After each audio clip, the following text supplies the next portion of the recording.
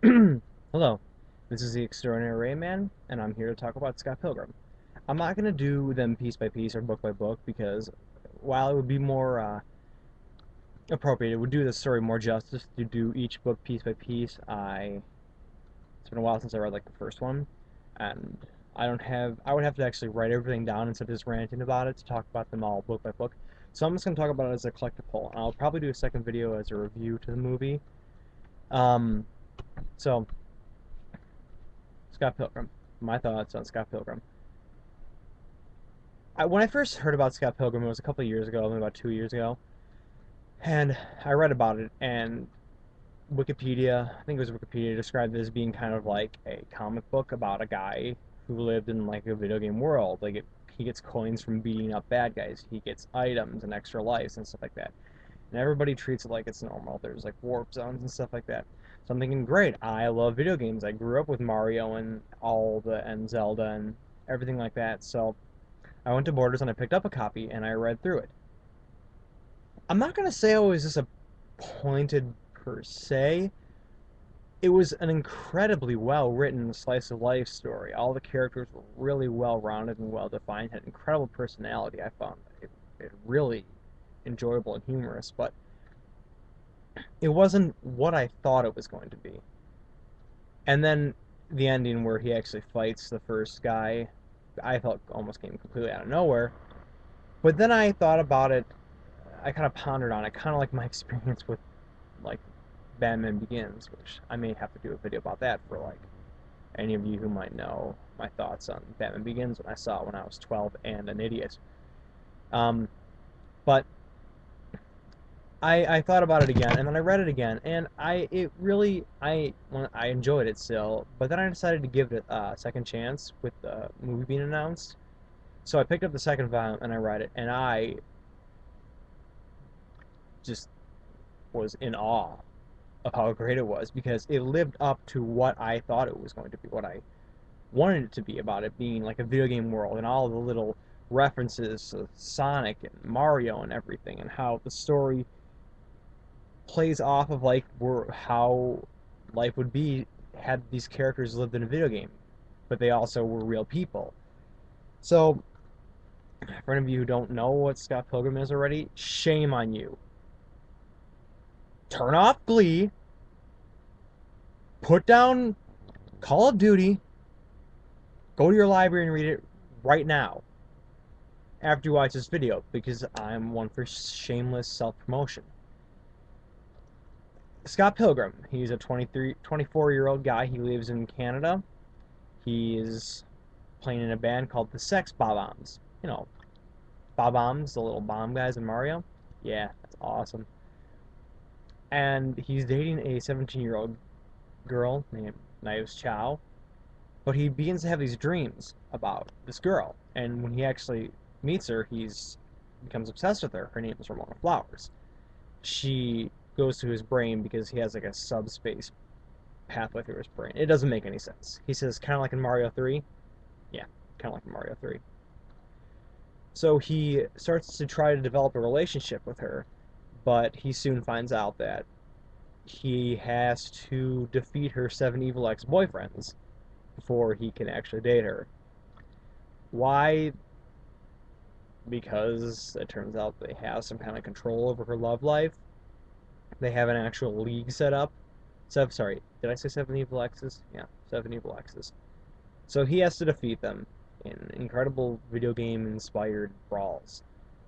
Now, first off, the characters in these books are just phenomenal. Scott, he's just full of himself enough to be just like the coolest guy ever, but he's also pathetic enough to appeal to someone like me. He's 23, he doesn't have a job, he lives with his awesome gay roommate Wallace Wells, who's like the best gay character ever featured in any fiction ever.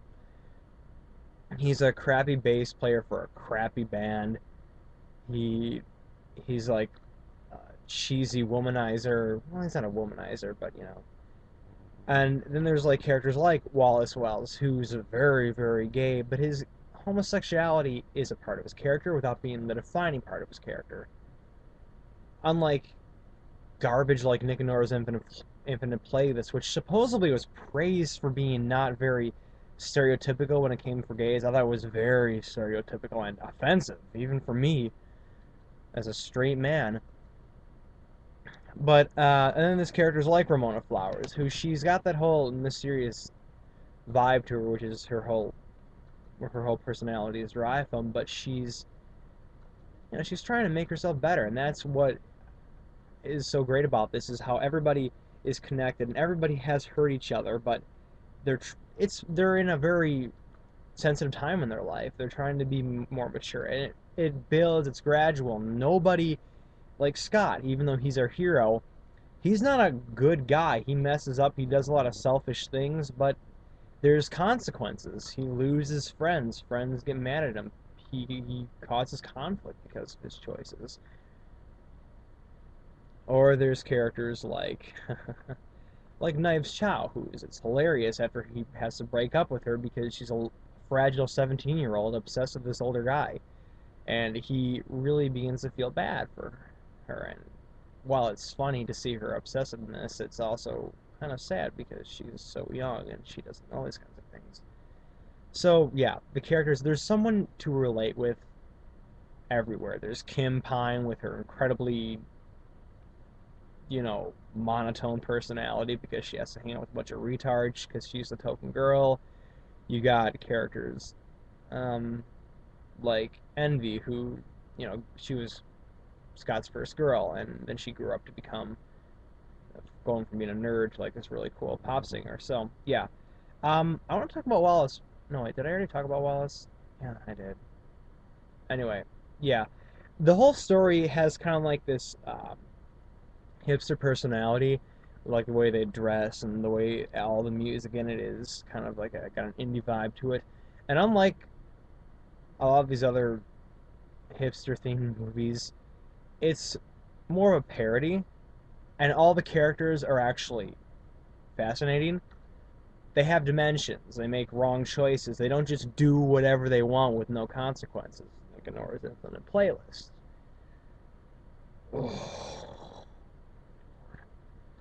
I should watch that again and do a review of that. Anyway, I don't want to go on for too long.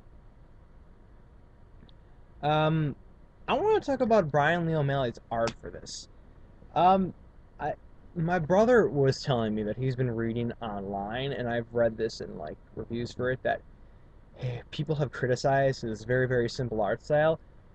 Not many comic book artists, not many comic book writers in America draw their own stuff. That's something you find a lot in Japan, but not a lot in America. You got Tom McFarlane, who's not the best writer, but he's a fantastic artist.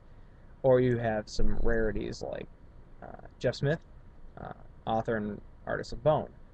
And people like him or Brian Lee O'Malley. Okay, so I don't mean America. I mean North America, the whole Western area, not Japan. Basically, they don't draw their own stuff. But people like Jeff Smith, it's great to see them draw their own stuff. Or Brian Lee O'Malley, because their art styles fit.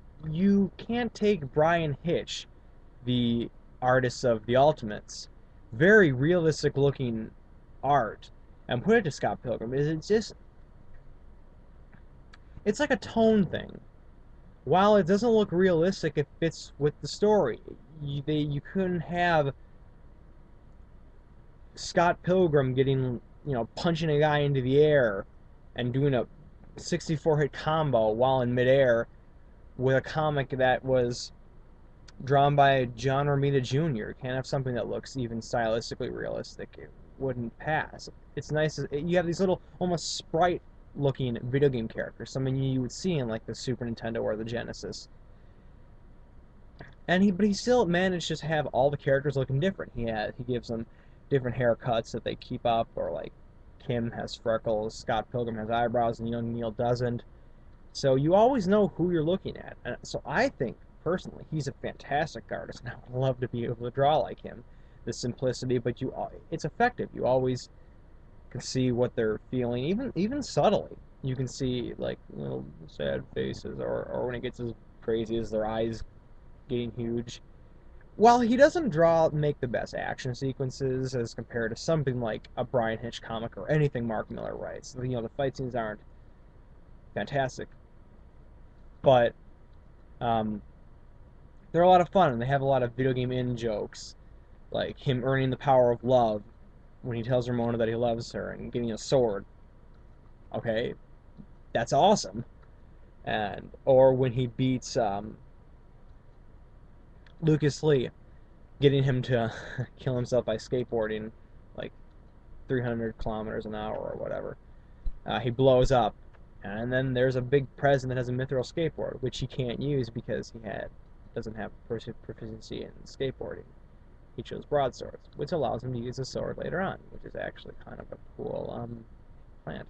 There's a lot of stuff like that. The story, it's derived, it's built in video game world, so he can set up a lot of really interesting things, like when he's fighting one of the last X's. I should stop right now so the video's too long. I'll pick it up in another video. Hold on.